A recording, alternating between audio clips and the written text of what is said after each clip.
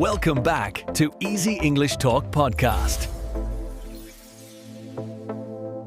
Welcome back, everyone, to Easy English Talk Podcast. I hope you are all doing well today, wherever you are in the world. And Priya, how are you doing? How has your day been so far? Ryan, honestly, today has been really good. I had a quiet morning, made myself a nice cup of tea, and just felt very calm and ready for this conversation. How about you? What have you been up to? I had a pretty simple morning myself. I went for a short walk, came back, and just sat quietly for a while before we started recording. It was one of those peaceful mornings where you just feel grateful. I love days like that. That sounds really lovely. A peaceful morning before a meaningful conversation. I think that sets the perfect mood for what we are going to talk about today. It really does. And before we jump in, I want to say hello to all of you who are listening or watching right now. We would love to know where you are tuning in from today. Drop a comment, send us a message, let us know your city or your country. We genuinely enjoy hearing from you. Yes, please do share. We have listeners from so many different places, and every time someone tells us where they are from, it makes us feel so much more connected and real. We love that about this community. And we also want to ask you something important. Is this podcast helping you improve your English? Are you feeling more confident when you listen or speak? We really want to know.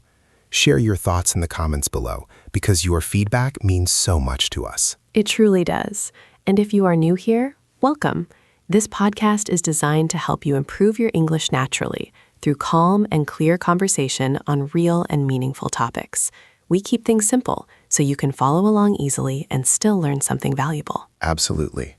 And staying until the end of today's episode is going to be worth it. We are going to answer a question that many Muslims wonder about, especially during Ramadan, but also throughout the year. It is a question that touches on faith, practice, and understanding. Today we are discussing, does missing Salah affect the validity of your fast? This is such an important topic. A lot of people feel confused or even worried about this question, and I think just having a calm, clear conversation about it can bring real peace of mind to so many listeners today. Exactly. And whether you are Muslim yourself, or you are simply curious about Islam, or you are just here to practice your English listening skills, this episode has something for you. We are going to break this down step by step, simply and clearly. And for our English learners, pay close attention to how we explain things throughout this episode. We use short sentences, simple words, and natural conversation. That's a great model for your own English speaking practice too. So, let us start at the beginning. To understand the main question, we first need to understand what Salah is and what fasting means in Islam. These are the two things at the heart of today's topic. Priya, can you give us a simple explanation? Of course. Salah is the Arabic word for the daily prayers that Muslims perform 5 times each day. These prayers happen at specific times, from dawn to night. They are one of the 5 pillars of Islam, which means they are one of the most essential parts of the faith. And fasting, of course, is also one of those 5 pillars. During the month of Ramadan, Muslims fast from before dawn until sunset. That means no eating, no drinking, and avoiding certain other things throughout the day. It is an act of worship and devotion. Both Salah and fasting are major acts of worship. Both are obligatory for adult Muslims who are able to perform them, and both carry great spiritual weight. So it's very natural for people to wonder how they relate to each other. And that is exactly where the question comes from. If someone is fasting during Ramadan, but they miss one or more of their 5 daily prayers that day, does that fast still count? Is the fast still valid in the eyes of Islamic teaching? This is a question that comes up more than you might think. Some people miss a prayer because they slept through it. Some miss it because of work or school. Some might skip it out of laziness or forgetfulness. And then they wonder, did I just ruin my fast? The worry is real. And for someone who is fasting and trying their best, that kind of worry can be very heavy. So let us talk about what Islamic scholarship actually says about this. Let us look at it clearly and honestly. The short answer, according to the majority of Islamic scholars, is that missing Salah does not invalidate the fast. Your fast remains valid even if you missed a prayer that day. The fast and the prayer are two separate acts of worship in terms of their conditions for validity. Now that is the short answer, and it will bring relief to many people. But the full answer is more layered than that, and it is important to understand the deeper meaning. Because saying the fast is valid does not mean missing the prayer has no consequence at all. Exactly. And this is where the conversation becomes really important. Yes, the fast stands on its own, but missing Salah is still a serious matter. It is not something to take lightly or to think does not matter simply because the fast is not broken. Let us think about it this way. Imagine you are given two important responsibilities at the same time. You complete one very well, but you completely ignore the other. The one you completed is still done, but you still have a problem because you ignored the second one. That is a very clear way to picture it. The fast being valid does not erase the sin or the mistake of missing the prayer. They are judged separately. So a person might have a valid fast but still owe a great deal in terms of the missed prayers. And scholars across different schools of thought in Islam are quite consistent on this point.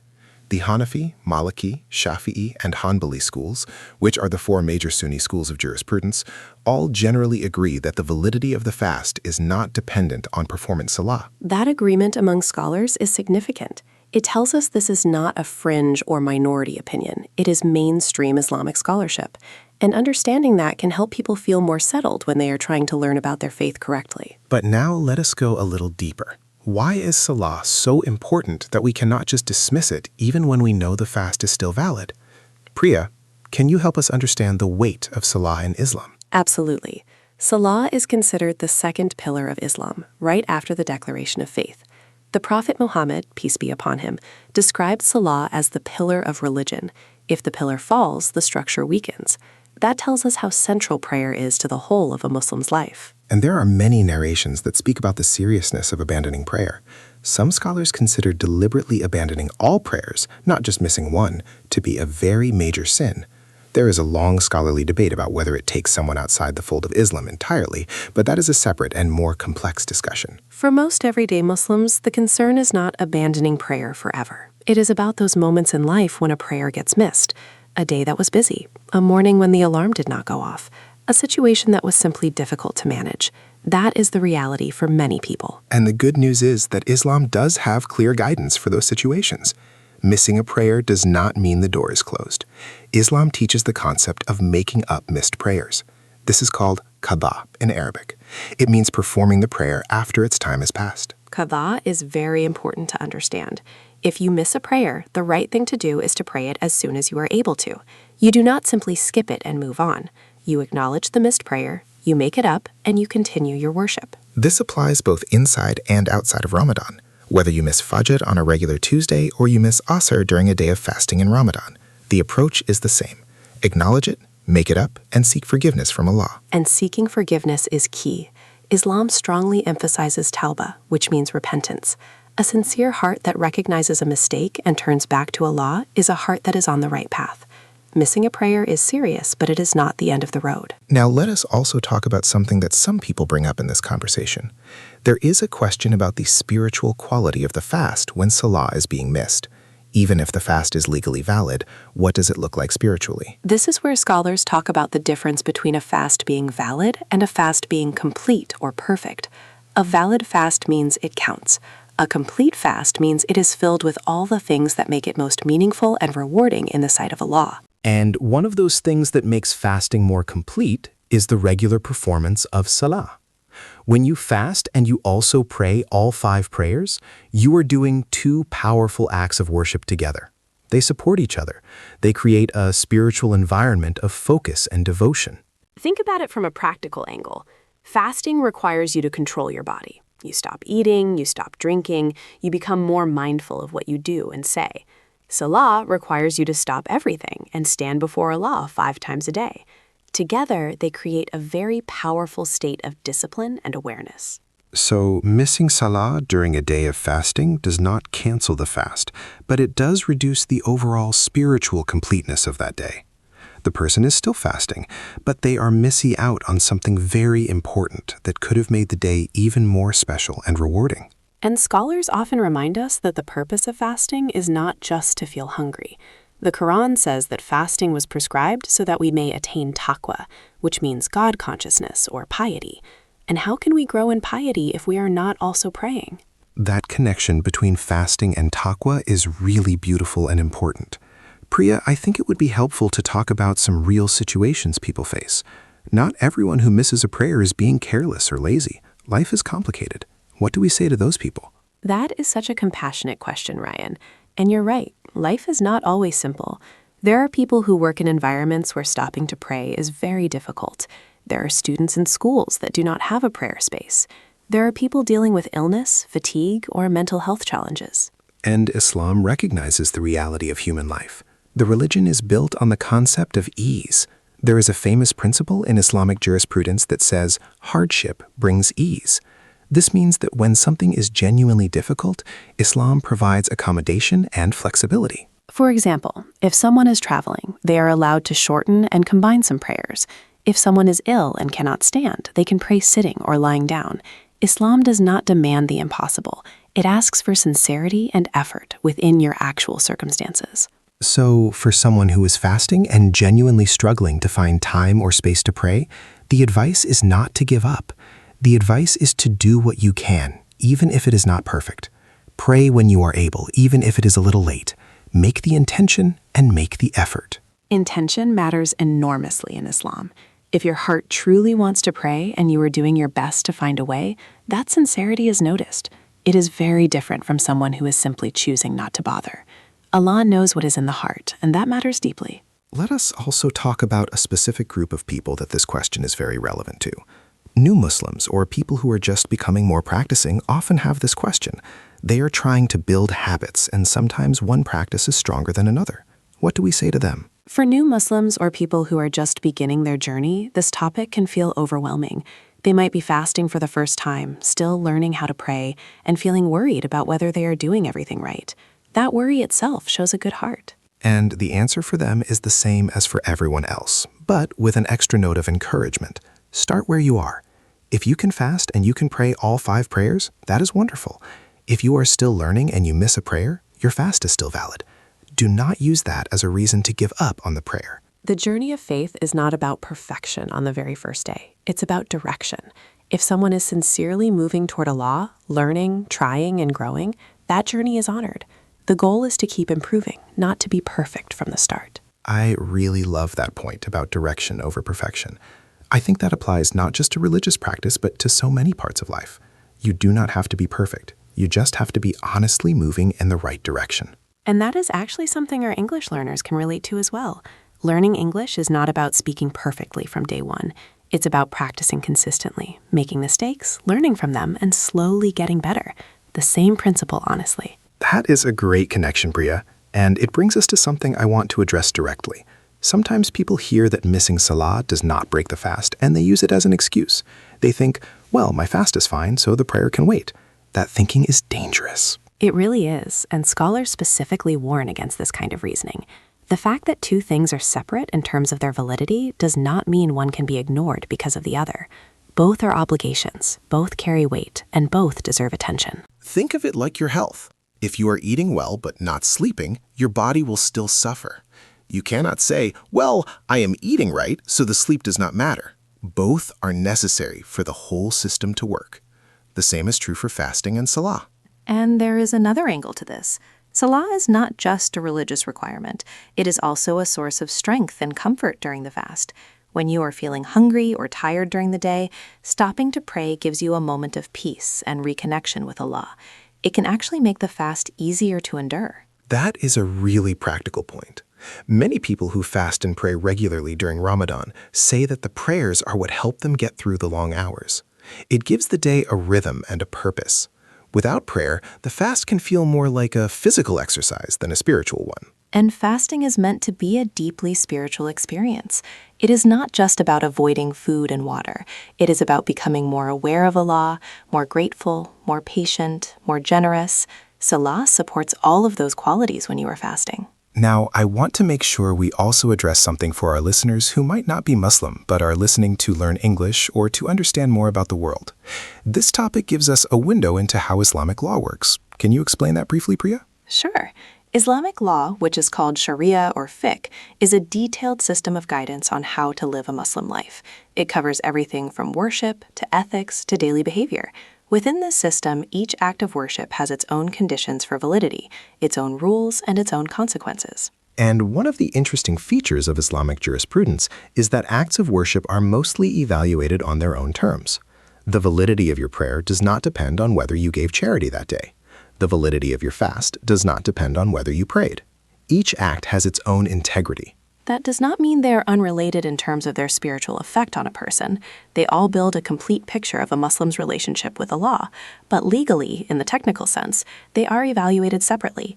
And that is the basis for the scholarly position we discussed earlier. This is actually a very nuanced and thoughtful system. And one of the beautiful things about Islamic scholarship is that these questions were asked and answered by great scholars over many centuries. We are benefiting today from centuries of careful thinking and reasoning. It is a rich tradition, and for someone who wants to learn more, there are many accessible books and resources in English that explain Islamic jurisprudence in a clear way. It's a field that rewards careful reading and open curiosity. Absolutely. And for our English learners, notice how we have been discussing a complex topic using simple language. Every idea was broken into small pieces. Every explanation was given in short, clear sentences. That's something you can practice in your own English speaking as well. Yes, clarity is a skill. Being able to explain something complicated in a simple way is one of the most valuable communication skills you can develop.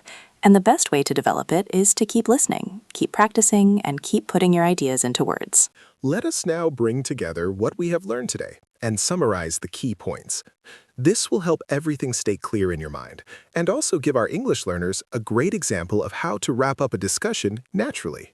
The first key point is that according to mainstream Islamic scholarship, missing Salah does not invalidate the fast. The fast remains valid even if a prayer was missed. These are two separate acts of worship with their own conditions. The second point is that missing Salah is still a serious matter.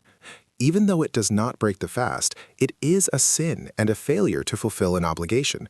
The missing prayer must be made up as soon as possible through the practice of qada. The third point is that fasting and Salah are spiritually connected. Together, they create a more complete and meaningful act of worship. When both are done together, the spiritual experience of Ramadan and of faith generally becomes much richer and more powerful.